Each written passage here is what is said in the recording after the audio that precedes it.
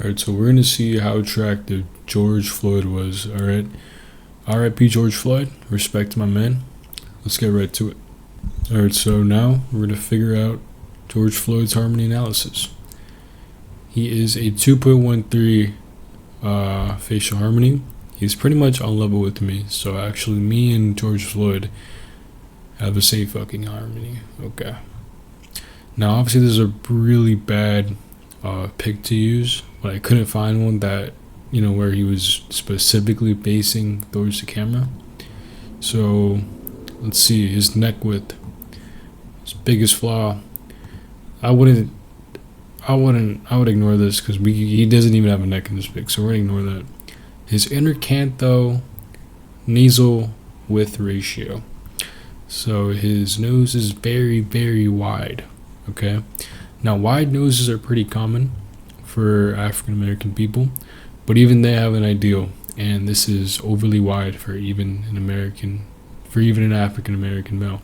His total facial width to height ratio, this one I actually do believe is like a decent flaw for him, because even in other pictures, he does have a long face, not very wide at all. Next is mouth width to nose width ratio. So he has a wide nose and narrow mouth. Honestly, I think his mouth is fine because it is aligned with his pupils in his eyes, but his nose is massive. So definitely if we shrunk that. Alright, so yeah, he does have a very wide nose. Moving on, his lateral canthal tilt. He has insufficient eye tilt. So one of his eyes is almost negative. The other is neutral, which obviously neutral is fine. Negative is where you start to get into like, that's pretty bad. His lower third, very dominant lower third. Now technically this is like pretty masculine thirds, but it's not ideal masculine. Alright, so yes, your upper third should always be the smallest third.